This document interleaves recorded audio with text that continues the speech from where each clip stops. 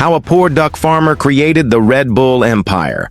What if the global energy drink empire that fuels athletes, CEOs, and night owls started not in a lab, but on a duck farm? This is not just the story of Red Bull. It's the story of a man who rewrote his destiny, a man born into poverty, raised among ducks and fruit stalls, who went on to build one of the world's most iconic brands.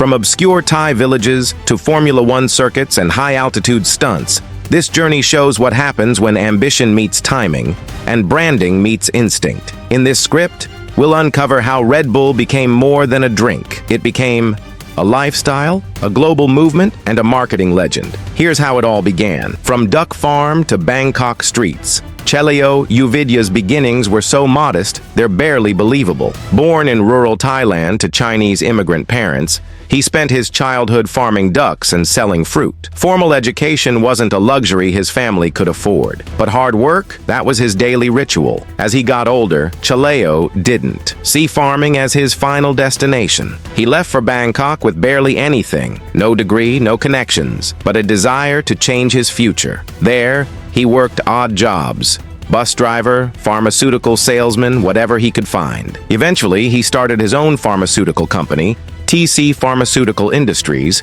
focusing on antibiotics and cosmetics. He was earning more, but still far from making history. His transition from manual labor to manufacturing showed not only ambition, but a rare instinct to study markets others ignored. It was this street-smart awareness that would later help him crack into Thailand's untapped functional beverage sector. The birth of Krating Daeng in 1976. Something happened that would quietly shift the beverage world forever. Chaleo began experimenting with syrup-based formulas to create an energy drink for laborers. The result? Krating Daeng, Thai for Red Bull. It didn't look fancy. It wasn't sold in trendy clubs or air-conditioned malls. Instead, it hit pharmacies and rural truck stops. Blue-collar workers were his target, and they loved it. The drink promised endurance, stamina, and energy, and it delivered. As Thailand industrialized, the number of truck drivers, factory workers, and construction laborers exploded, and with them, so did Krating Daeng's popularity. Unlike others in the industry, Chaleo didn't chase elite urban markets. He sponsored Thai boxing matches and handed out samples at roadside rest stops. His branding, two charging bulls, the red sun, and a powerful message, was designed not for wealth, but for grit. It was never about mass production. It was about emotional connection. The genius was in understanding the psychology of his customer. These weren't just buyers. They were warriors of daily survival. Krating Daeng wasn't luxury. It was fuel. It was validation for the everyday hustler. Enter Dietrich Mateschitz in 1982. An Austrian marketing executive named Dietrich Mateschitz landed in Thailand on a business trip. Jet-lagged and exhausted, he picked up a bottle of Krating Daeng. Minutes later, he felt sharper, focused, alert. He was blown away. Dietrich was no stranger to branding. A veteran in marketing for consumer products, he saw something most others didn't. A global opportunity hidden in a brown bottle. While traveling in Hong Kong, he read that another energy drink, Yoovidhya, was Japan's highest taxpayer. That sealed the deal. Dietrich quit his job and hunted down Chaleo in Bangkok. It took convincing, but Chaleo agreed. They each invested $500,000 and launched a new company in 1984. Their mission? Take Krating Daeng global, but rebrand it first. Where Chaleo brought the formula, Dietrich brought the global playbook. He saw Western youth not as energy drink customers, but as tribes craving identity, adventure, and rebellion. Red Bull would give them more than energy. It would give them wings. Turning syrup into a billion-dollar brand, what came next was bold. Dietrich carbonated the drink, tweaked the formula for Western palates, and poured it into a slim silver can. It looked sharp, sleek, young. He renamed it Red Bull and started crafting a lifestyle, not just a beverage. But it wasn't smooth sailing. Early focus groups hated it. They said it tasted bad, felt sticky, and looked odd. Market analysts dismissed the concept. Too weird, too unhealthy, too risky, they said, but Dietrich ignored them all. He believed in brand-driven demand creation. If people didn't know they wanted it, he'd show them why they did. Instead of pushing the product, he pulled people into a universe. From can design to event culture, everything screamed exclusivity. Red Bull wasn't just sold, it was experienced. This pivot from product to personality became the cornerstone of its future empire. A new era of marketing. Red Bull's breakthrough didn't come from TV ads or magazine spreads. It came from one simple idea. Energy isn't bought, it's experienced. Dietrich turned to extreme sports, a space almost untouched by traditional corporate sponsors. Snowboarding, BMX, skydiving, surfing. If it raised your heart rate, Red Bull was there. They didn't just slap logos on events, they built them. From Red Bull Flugtag, where people flew homemade machines, to Felix Baumgartner's Stratos jump from the edge of space, they turned events into brand statements. Red Bull wasn't a drink anymore. It was adrenaline in a can, a lifestyle that spoke to thrill seekers, creators, and rebels. This unique branding made it instantly relatable, especially to young consumers across Europe and America. Instead of acting like a beverage brand, Red Bull behaved like a culture brand. It created a tribe. Whether you were skateboarding in Berlin or base jumping in Utah,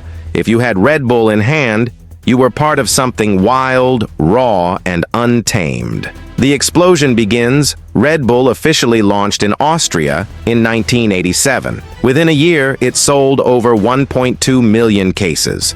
By the mid-90s, it had taken over college campuses, nightclubs, and gas stations. It became the first energy drink to truly dominate the West, something no one believed was possible a decade earlier. Chaleo's humble drink had now become a cultural phenomenon, while Dietrich emerged as a branding mastermind. Both became billionaires, and Red Bull evolved into a $20 billion plus its empire, with presence in over 170 countries. It wasn't just the taste or the energy, it was the feeling of rebellion, youth, and belonging that hooked people. From students pulling all-nighters to athletes chasing world records, Red Bull found its way into lives where boundaries were constantly being pushed. Innovation, lawsuits, and legacy. No empire escapes controversy. In 2014, Red Bull faced a lawsuit in the U.S. over its slogan, "Red Bull gives you wings." The court found the claim misleading and forced the company to pay out $13 million to consumers. But Red Bull turned even that into a branding opportunity, adding subtle changes to its slogan but sticking to its iconic voice. And the growth didn't stop. Red Bull owns Formula One teams, soccer clubs, record labels, and even media houses.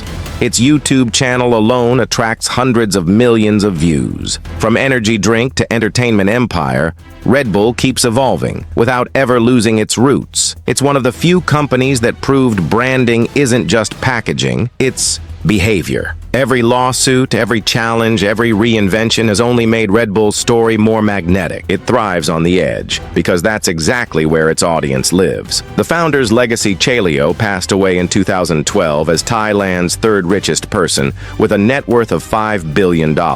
His family now controls 51% of Red Bull. Dietrich Mateschitz, before his death in 2022, was Austria's richest man. Their shared vision transformed not just a product, but an industry. What started as a syrup for truckers became the blueprint for modern brand building. No traditional advertising, no generic celebrity endorsements, just identity, emotion, and adrenaline. They didn't just build a business, they built a movement. And long after their passing, the empire they created continues to inspire new generations of entrepreneurs who understand that attention, story, and community will always beat interruption-based marketing. Red Bull's story isn't just about caffeine and cans. It's about knowing your audience, trusting your instincts, and rewriting the rules of business. From a duck farmer in Thailand to the peaks of extreme sports and global dominance, this journey is one of resilience, branding genius, and strategic risk. It proves one thing: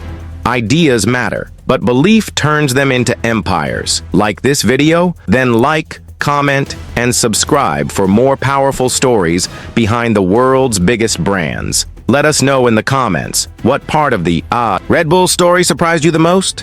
And as always, stay inspired.